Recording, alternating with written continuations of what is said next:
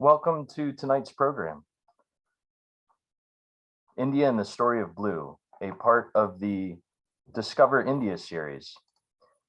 The program series is brought to you through a partnership between the India Association of Greater Boston, the Shishu Bharati School, and the Burlington Public Library, and with the participation of public libraries in Acton, Andover, Marlborough, Tewksbury, and Westford. I would like to thank the members of the India Association of Greater Boston and Vineet Kumar, our presenter for the night, for the generous donation of their time and knowledge to make this series happen. You're invited to join us for the next program in this series, Hidden Gems, 10 Beautiful Places in India, on Monday, April 11th, starting at 7 p.m. If you enjoyed tonight's program, I would also invite you to tell a friend about it and help us spread knowledge of India's many cultural wonders. Tonight's program will be a presentation followed by a question and answer session. In order to ask questions, please feel free to do so at any time using the Q&A feature within Zoom, and your questions will be answered at the end of the program, time permitting. Joining me is Vaishali Gade, President of the India Association of Greater Boston, who will now introduce our speaker.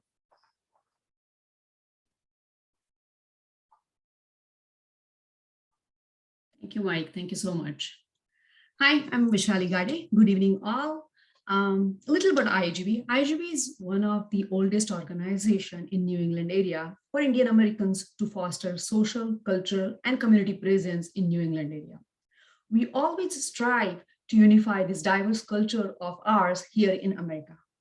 IAGB, in collaboration with Shishu Bharati, an elite Indian language school and culture school here in New England area, the Burlington Public Library, and Indian Consulate General of New York are proud to bring a first-of-a-kind Discover India series.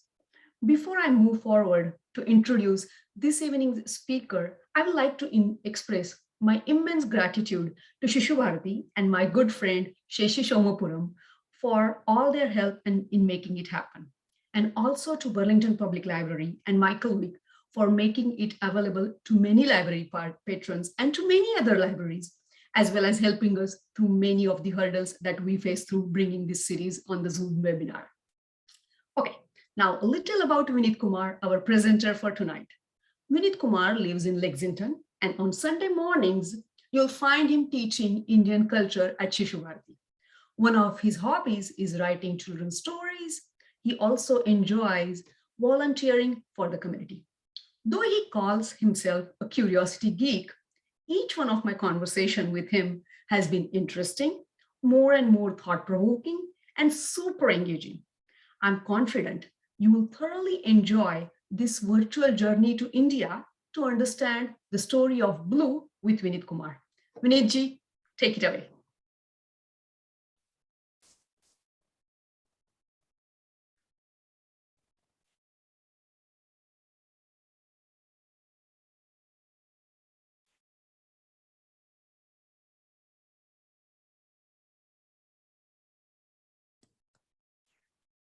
All right, thank you, Vaishali ji, and thank you, Michael, for the warm introduction and the welcome. My name is Vineet Kumar, and first of all, a good evening to everybody, or good afternoon if you are joining this session from elsewhere within the United States. So I'm very excited to present to you the first of many presentations as part of the Discover India series. And today, my goal is to share with you the topic of India and the story of Blue. Now, normally, if you are not doing it on Zoom, I will reach out to the audience and ask everybody, is everybody ready? So even though I can't hear you, just shout out yay, and then we shall go on to the next slide here. So welcome again to India and the story of Blue. So what exactly do we want to accomplish today? I kind of set out a couple of goals of our conversation today. First of all, I hope you will get to listen to an interesting story, and that will take you on a figurative journey to a distant land, that is India. I also like for all of us to recognize that every corner of the world can give us something beautiful. And that is all the more motivation for all of us to embrace diversity And that will be apparent as you hear this interesting story today. And also, we all need to realize that as humans and as cultures from around the world, we are all interconnected. And how we always underestimate the level to which we have always been connected together. So I hope we can realize that as part of today's presentation.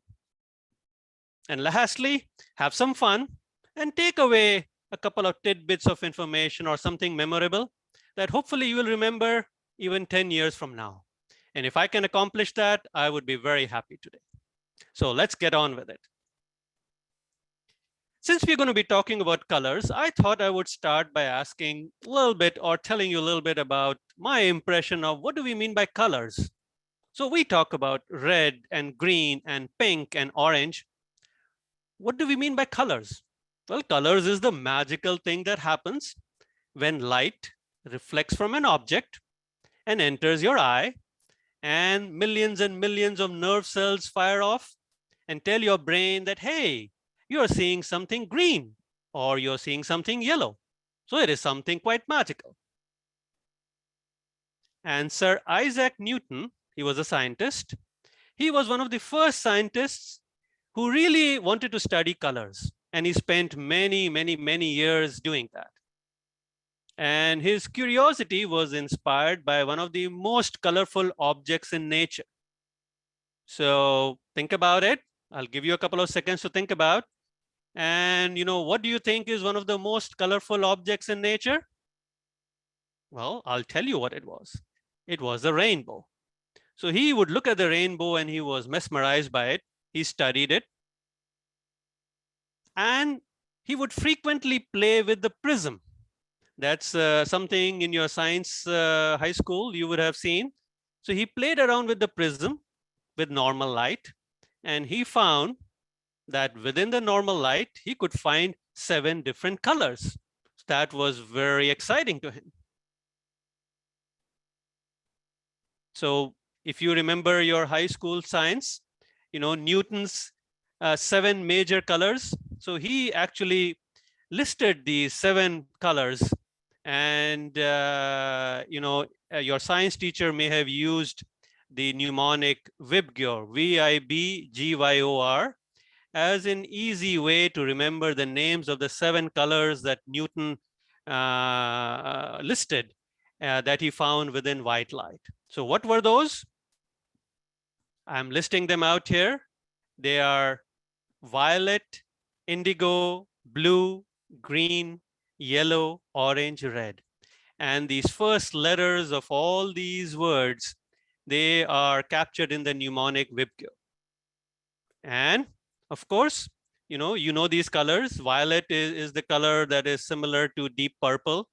Indigo, of course, is the deep incarnation, is the deep blue incarnation. You see that here. And of course, the rest of the colors are very well known to you. So VIBGYOR was something that Newton came up with, and these 7 colors have lingered on. And every time you see the rainbow, you can pretty much spot them. All right. Now that we know some different colors that exist in nature, you also have known that colors can be mixed. Anybody who's painted a little bit sometimes mixes colors to get new colors.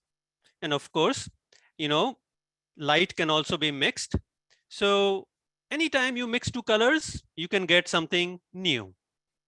And science has recognized that mixing 2 colors in paint and mixing 2 colors in light can be slightly different.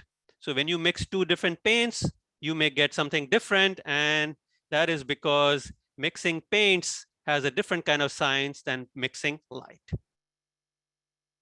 All right, now we want this session to be interactive. So as part of that, I set up a simple Zoom poll question, and in just a moment, Mike will flash that question at you. Maybe Mike, just I will read out the questions, and then we can maybe just minimize that for just a second. So the question is, what is the most common color of soap or detergent that you might use to wash white colors And why is that? And I'm going to give you 3 choices. So read through the choices. And then once the question flashes, I'd like you to come up with the answer that you feel is right. The first choice is red. So some people may believe red is the most common color for soap or detergent that we might use to wash white colors. And it is because red detergent is easier to make and hence cheaper. Some of you may say, no, that's not right. I believe green is the most popular color for soap or detergent because it represents nature and natural ingredients. Or some of you may say blue is the most common color for soap or detergent that we use to wash white clothes because when white clothes get old and they look a little bit yellow, washing them with blue makes them look again and bright and shiny because blue and yellow gives us white. So go ahead and answer, and we'll give you a few seconds to answer that question. And let's see if you get it right.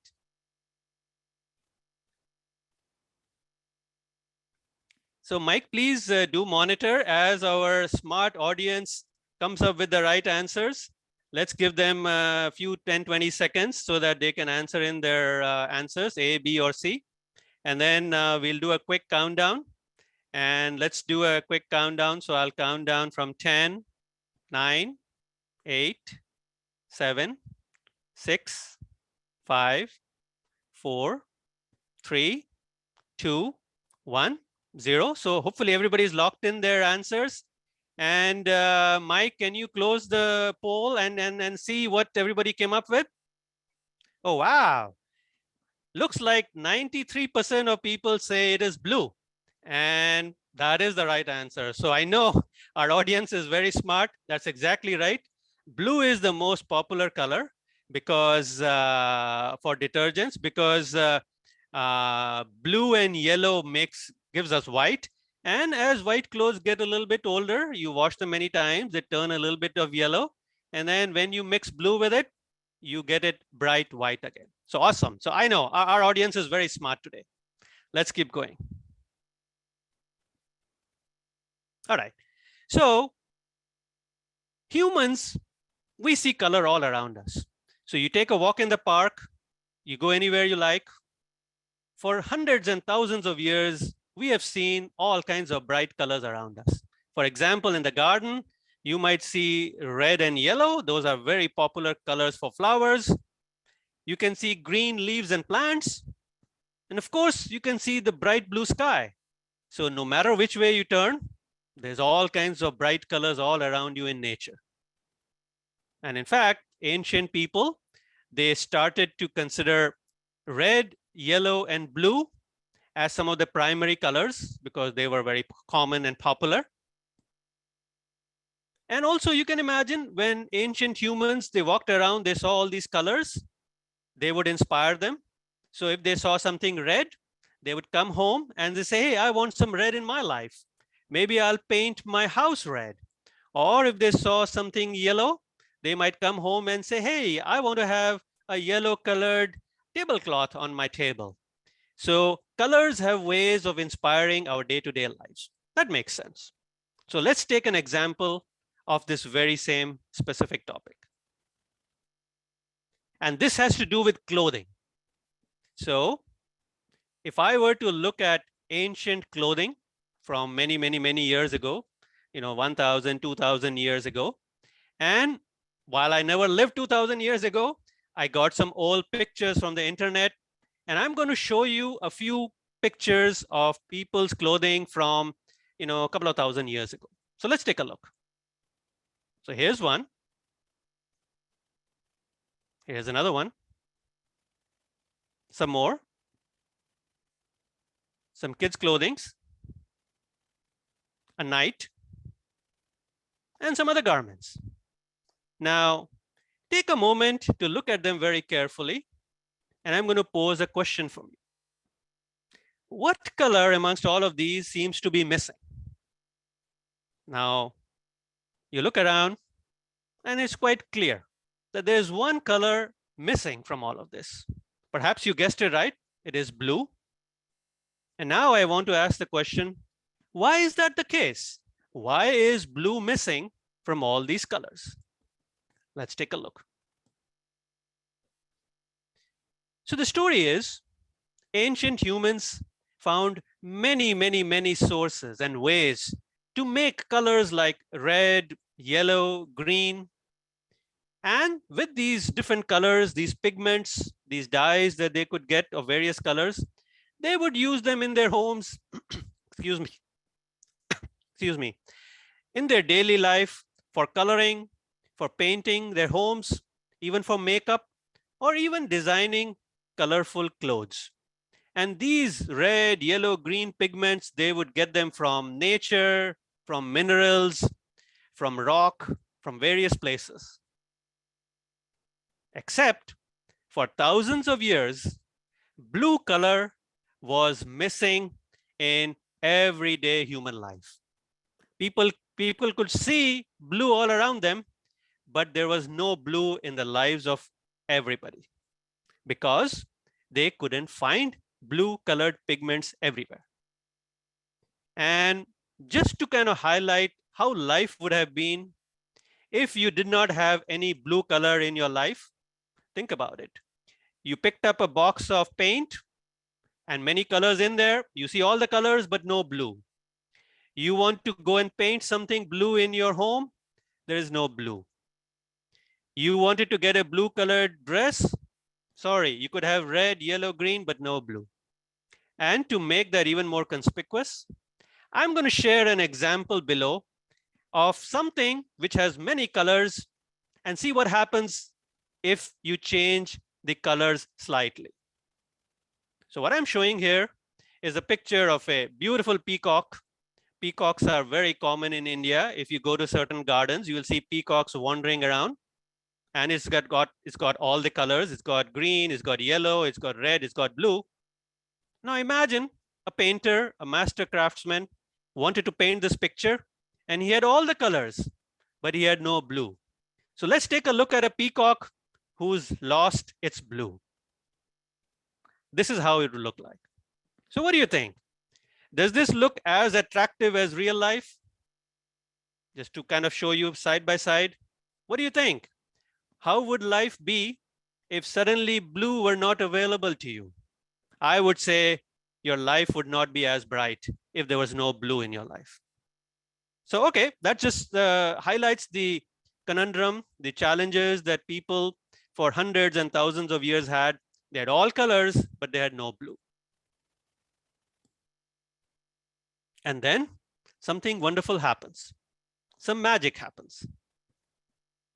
In India, people with some clever thinking and some discovery, they finally discovered how to get blue pigment. In many of the Indian dialects, it's called Neel. It is a very deep blue color. And I'm showing you a picture of how this looks like. So you can see it's a very deep blue. So people in India were able to figure out how to get it. And this happened maybe a couple of thousand years ago.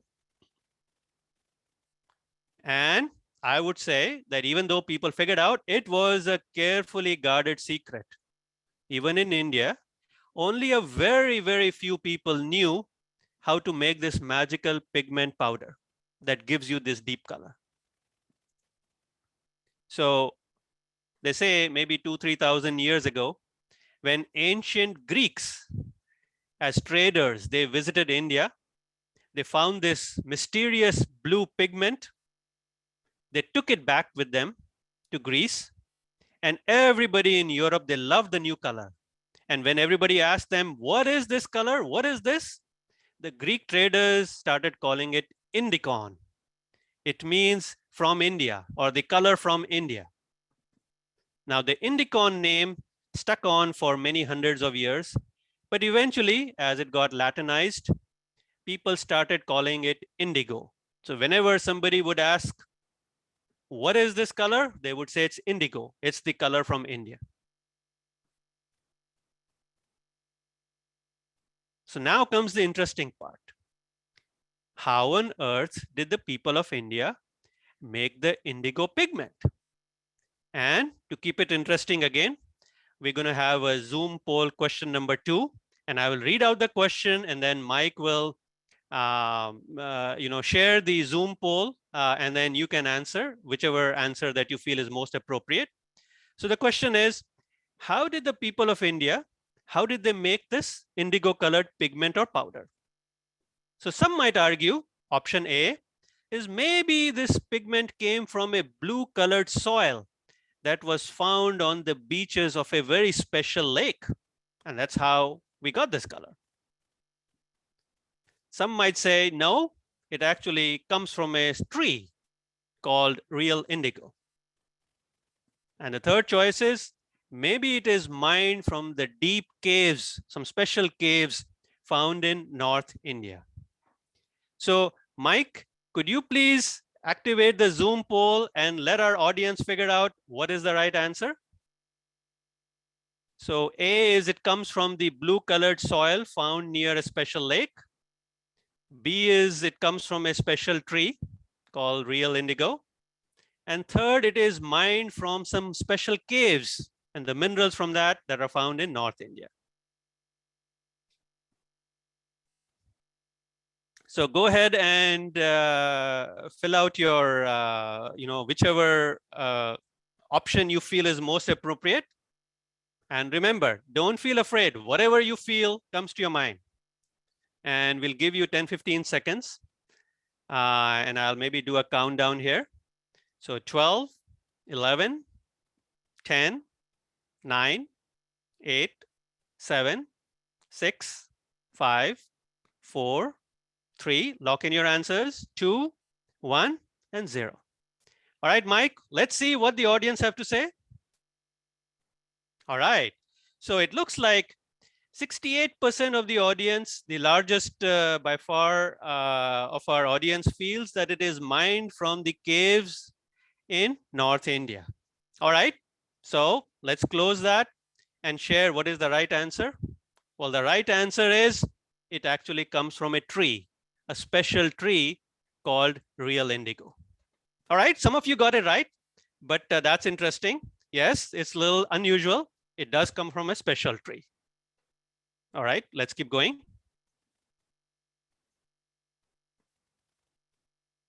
All right, now comes a little twist in the story. Now you know there is something called indigo, and I want to introduce the British traders. So in the 1600s, there were some British traders who came to India, and they also took back the indigo dye to their country, to Great Britain and to Europe. And when these traders took it back, everybody wanted more. And the best part was, by then, the indigo dye could be made into small cakes. You know, I see some pictures here. They are the size of maybe a small ball, you know, a little bit smaller than a tennis ball, more like a ping pong ball. So you could make it into nice cakes, and then it's easier to transport them. So the British traders would take them as these mini cakes, take them to Great Britain, and everybody loved them.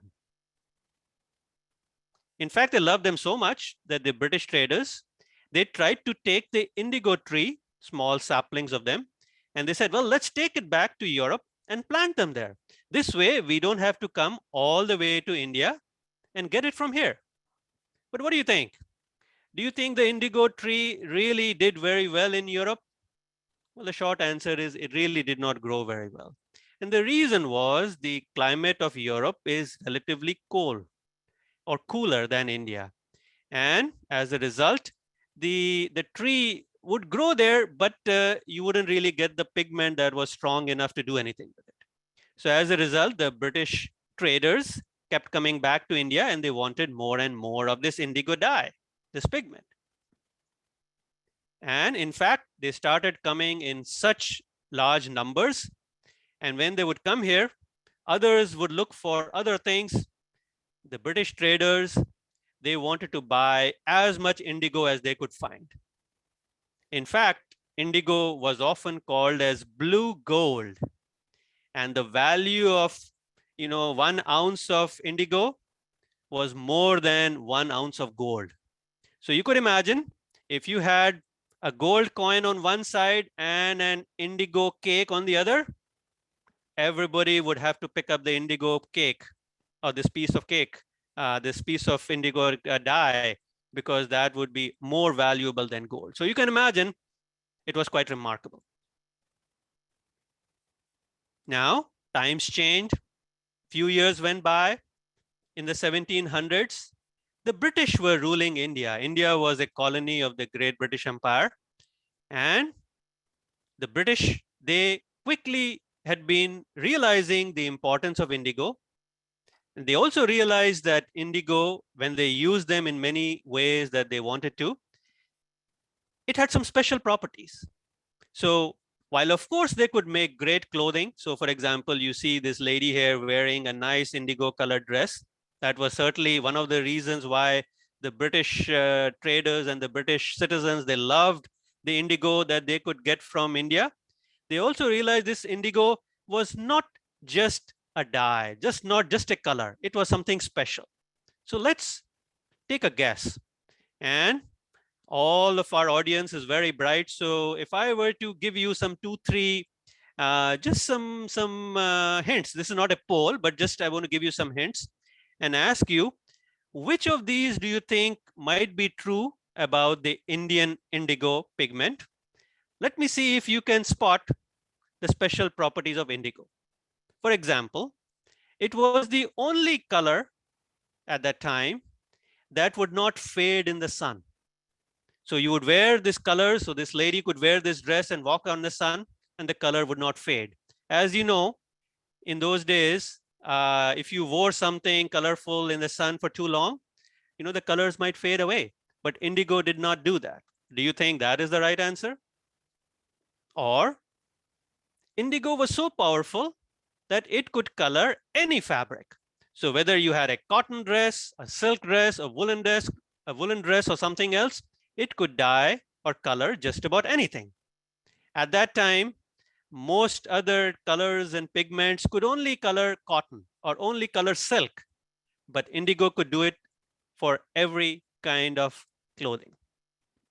Or do you think this indigo dye was so special that even if you washed it many tens and hundreds of times, it would not fade away very easily? So these are some of the properties of something special. And if you had to guess, maybe in your mind, think about it. What do you think is the right answer? Actually, this question is a trick question. The answer is all of the above. So the British citizens and the normal people who would use this, they found that not only would it last forever for many washes, not forever, but for many washes, it could be used for any fabric and it wouldn't fade in the sun. So they really found this to be extra special. And one group of people who found it extra special was the British Navy. So then the British Navy, they had a problem. So, the Navy, the crew, the sailors, everybody, they wander around across the oceans and often they get wet, and seawater is salty and seawater is quite aggressive. So when sailors would get their clothing wet or with salt water, they would find that their clothing wouldn't last very long. But in 1748, the British Navy found that if you use the indigo dye, your clothing would last for a very long time. So wouldn't it be a great idea to use the Indian indigo for their clothing? And in 1748, they did that. So at that time, there's this famous picture of the Royal Navy, of the British Royal Navy. They picked a new color for their clothing, and that clothing was dyed with the Indian indigo. And they called it the navy blue. The navy blue stands for the blue that is used by the British Navy. And even today, many people look at this color and they say, hey, I want a navy blue colored pant or a dress or a clothing. So the navy blue had its origin in 1748 and became very popular. So what do you think that did to the demand for the indigo dye? Do you think people wanted more of it or less of it? Well, the answer is obvious. Once the British Navy started using lots and lots of indigo dye from India, the demand for indigo dye just shot up through the roof. Now, few more years tick by, this is the 1800s, and the British were ruling in India, and their problem was, we want more. We cannot get enough of this dye. So one of the things that happened, unfortunately, is that the British rulers, they captured some land in the eastern state of Bengal. That's a state towards the east of India. And in the state of Bengal, indigo could be grown. It's a popular place to grow indigo dye. And the farmers there were told that please grow indigo trees and forget about growing rice and food. Now, you might say, well, some people would do that, but many other farmers wanted to have rice and wheat and other things to grow. But the British forced the farmers to grow only indigo. And of course, this led to some famines. And when there were famines, you cannot eat anything from the indigo tree, right? You need rice and wheat. So that caused a lot of problems. And when some of the farmers revolted, the British army would trouble them. And many farmers starved to death, and there was nobody to help them. So that's quite unfortunate. And they say, you know, several leaders of India, including one of our very popular leaders, Mahatma Gandhi, which you may have heard of. He went to Bengal to help the farmers of India who were forced to grow indigo, and they were protesting. So Gandhi was a big part of that to try to help their situation. All right. So we learned a little bit about history. Now let's get to some practical stuff as well. So how does the Indian indigo tree really look like? So I got a picture here. You can see on this right here. So the Indian indigo tree is called real indigo. It's got a scientific name here. And the question is, where exactly, which part of the tree produces the blue pigment? There's often confusion around that. Some people believe, does it come from the flowers which are crushed to produce the color? Is there something special in its root? Well, the answer is, it's none of them. It's actually the green leaves in the tree, on the tree, is what contains this pigment. So these leaves, these green leaves have maybe 0.5% of this pigment, this blue pigment. And you got to do something special. It takes about a week to actually cook and ferment the leaves. You can see this picture of a person fermenting the leaves. It takes many days. At the end of that, you get this blue pigment. So you look at the leaves, you can never tell that there's blue color hiding in it, but it is there. And it needs a very special process to generate that. All right. So now demand grows. More and more people want this indigo color. Some countries even start growing this indigo, other countries other than India. And then there's one very unusual event that happens that causes the demand to explode even further. Very, very, very, very popular. And I like to give you a couple of seconds to think about it before I give you the answer. So what was that one event where the demand for indigo dye was already very high and then it just went through the roof? Can you think of something? So I'll give you a few seconds to think about it. Let me tell you the answer. It was the introduction of jeans. So in around 1880 or 1875, Levi Strauss created jeans. And guess what color he picked for his jeans? It's this very popular deep blue color. He picked blue denim for his jeans. And indigo colored jeans, these blue color on the denim came from using indigo. And it was very popular amongst everybody. The cowboys, the people of United States, everybody wanted blue jeans. And what do you think that did to the demand of the Indian indigo dye? Well, of course, it went through the roof. So demand is growing, keeps growing. So how did the indigo story end? You would have thought that the demand for indigo kept going further and further. So this is our third and final poll question. So just before India got independence in 1947, this is a picture of when India got independence. What happened? What changed so that the indigo demand changed dramatically? A, was blue color no longer fashionable, so the demand for indigo dropped? Or B, indigo became so expensive that nobody could afford it, so people stopped buying it?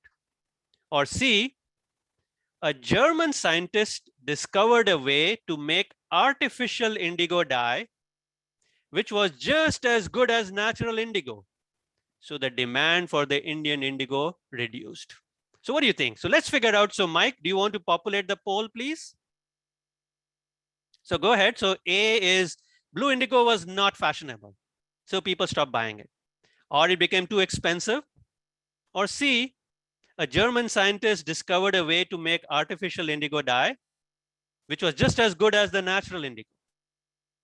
So let's give ourselves 10 seconds. 10, 9, 8, 7, 6, 5, 4, 3, lock in your answers, 2, 1, and 0. All right, Mike, let's see what our audience has to say. Wow, 94% say it was because a German scientist came up with the artificial indigo dye. You got it. That's really, really the right answer. So I'm impressed. All of you guys figured it out. So that is the reason why the indigo popularity started dropping around 100 years ago.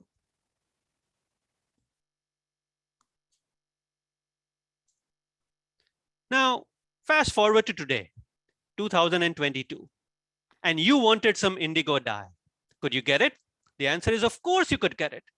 If you walked into your favorite store, you could get a bottle of indigo dye. It's liquid. You know, maybe it uses artificial indigo, not the real one. In India, sometimes you get boxes that look like this. They contain a powder. I'm not quite sure. It might be a mix of the artificial or the natural one. There are also other brands like Mrs. Stewart's, also which is a liquid that you can buy today. And as I was doing research, I found another very interesting bottle that you could find. It's indigo, it's natural, and it says natural hair dyeing. So what does that mean? People have figured out that indigo can be used to color your hair. And I show a picture here of something very popular. So here's a lady here who's used something called henna to dye her hair. And you can see the brownish color. And the same girl has used indigo to dye her hair.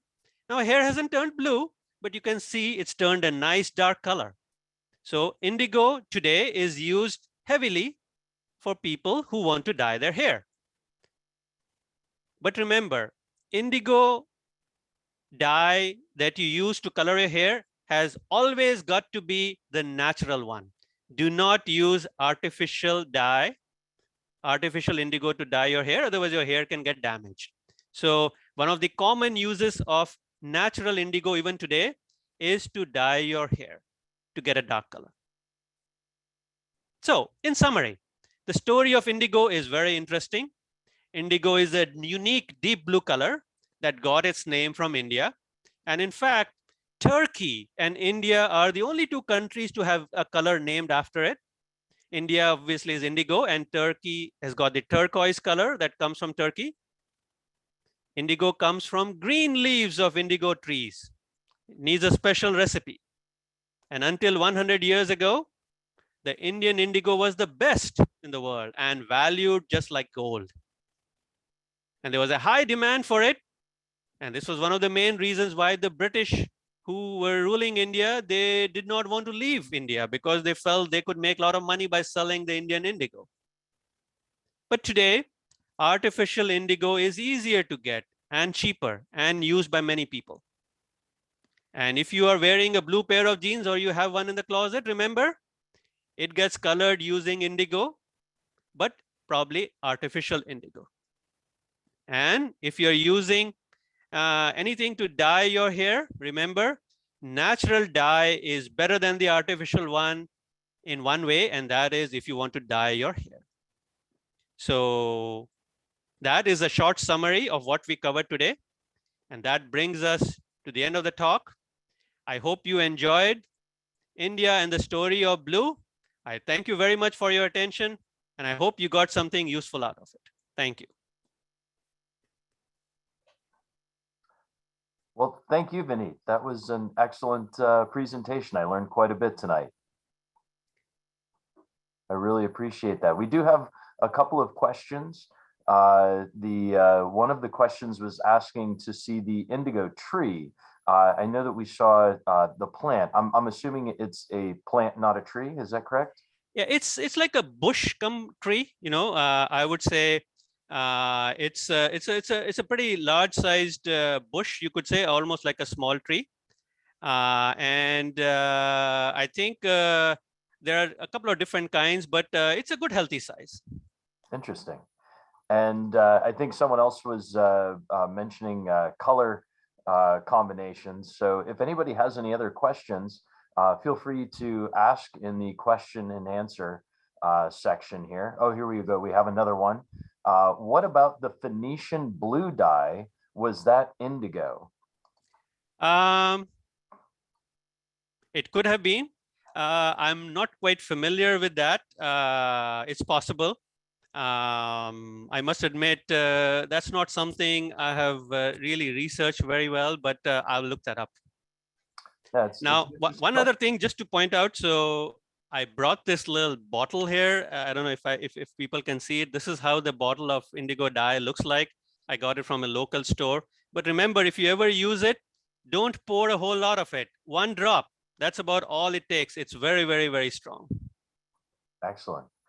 And there's someone who's asking, can you tell us a little bit about the process of how the leaves are processed actually to make the dye? So some of that secret yes. that you mentioned. So I only know it a little bit, so I'm going to do my best to describe it. So what happens is they pluck the leaves and they boil it in water and they let it ferment. Ferment means let it rot. And as it rots, it stinks a little bit and it changes color a little bit. And then what happens is I think that goes on for several days. And then they add some chemistry to it, I think like lime or something else like that. And then rapidly that color changes and you begin to see some blue stuff coming out of it. And then, you kind of strain it or something like that. That's very roughly speaking how I believe it to be. But this is a little bit of a homegrown secretive process. So I'm only giving you the very basic steps here or something along those lines. Well, and an interesting question that follows up to that, that process, how do people discover that process or that the leaves contain blue dye, especially as green as they are? I'm sure it was accidental. I'm sure, as with anything that is unusual and interesting, somebody did something wild and wacky and something magical came out of that. And then it was a carefully guarded secret. Nobody knew about it. That would be my guess. And this has been in place for at least 2,000 or 3,000 years ago. So the exact origins of the person who first found it, nobody really knows. It's probably a family secret that probably grew over time. And so how do you make shades of blue? Shades of blue. So probably some mixing, perhaps. The typical cake or the powder is deep blue. And my guess is those who are clever, they probably can mix it. I think that would be my guess. We learned or we know that colors can be mixed to kind of create shades. And that would be my guess. I'm not a color expert here, but probably you mix blue with some other pigment and then you can get different shades. And what I believe is that depending on how the crop is grown, so this is grown, and if you had a good season, the color might be a little bit darker. If you water the plant too little or there was a drought, sometimes the blue will be a little bit lighter. So not every tree will give you the exact same color. So my guess is there's also shades of blue depending on where the crop is grown. It makes a lot of sense. So on to questions about Indian culture and the color blue. The question is, did Indians revere indigo as much as outsiders? Is it connected to Shiva being blue? Interesting question. I think in India, the blue was more common because it had been part of life. People knew it existed. Remember, in those days, if blue was very common in India, rest of the world had no way of knowing that, right? It's only when traders would come and take it back and they would say, hey, I found this magical thing. Then the rest of the world found it as a very rare luxury. As I read research, is what I found is royalty, kings and queens would be the only people who would say, hey, yeah, I love this color, where did you get it? But in India, because it was grown there, many more people would have been familiar with it. So I wouldn't say blue was extra special, but it was just that it originated there and people would know it. And even old grannies would use a little bit of that when they would wash their clothes. Yeah, familiarity kind of doesn't make it as special, I guess, in that instance. Correct. That would be my best guess. Yeah. So a question about how did it get the name Neil? So Neil actually is in one of the Indian languages, it's a color, it's a name for blue. So my guess is the word Neil, N-E-E-L, it sounds like the name of a person, Neil, N-E-I-L. Neil is in one of the most popular Indian languages in Hindi. Neil means blue. Neela means bluish. So my guess is that would have been like a colloquial word for, that's what we would call it. That would be my guess. And we have one last question here. Might be too big of a question. It would give birth to other programs. How did they make other pigments? Interesting. So what I understand is that other pigments like green, yellow and red were often extracted from flowers, natural flowers, like some pigments, yellow flowers are very common, red are very common. And I'm not quite sure exactly what flowers were used, but that's my best guess. Green was very challenging. And I believe green originated from something that was copper based or some mineral. It was a little bit poisonous. That came maybe in somewhere in Europe, as I remember. So yellow and red were the most common. Green was a little bit rarer, and blue, of course, was super rare. Excellent. Looks like there's one last question that came in, and then we can wrap up. It says the term royal blue was used when only royalty was allowed to use that color. So I guess not so much a question as a statement. Yes. Yeah. So I mean, the royal blue may have been a word coined or a phrase coined to kind of talk about the fact that only the very rich and very well-to-do people could afford dresses and clothing of that kind.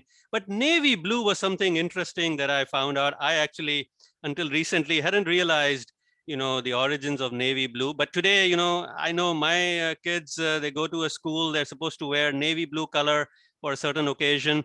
I actually had no idea how it originated. So that's how the whole thing is connected. So actually, one of the things that I now recognize is many of the things that we think about that we are not aware of, you connect the dots and all of a sudden you see a picture and you say, hey, I know this picture. I know why jeans were very popular. And I know now that, that's why the indigo became very popular. And next time you have jeans, probably uses artificial indigo, but you can relate to why in those days, in 1870, if somebody saw a blue pair of jeans, they said, wow, this is the best thing since sliced bread, became very, very, very popular. Well, and in the COVID world of working from home, I certainly became more familiar with the blue jeans and whatnot. So, for sure. Well, thank you so much, Vineet. That was a wonderful presentation, and I'm looking forward to continuing our next presentation in May. So our follow-up presentation to this will be on Monday, April 11th, starting at 7 p.m. Rupesh Mathur is going to be giving us a tour of India, hidden gems, 10 beautiful places in India. So I hope everybody will be able to join us for that. If you'd like to sign up, please visit your local library or visit the Burlington Public Library at burlingtonpubliclibrary.org, and you can register for the programs there. So thank you very much to IAGB, all of our partners, and Vineet for the wonderful presentation. I hope everybody enjoyed it and has a wonderful night. Take care.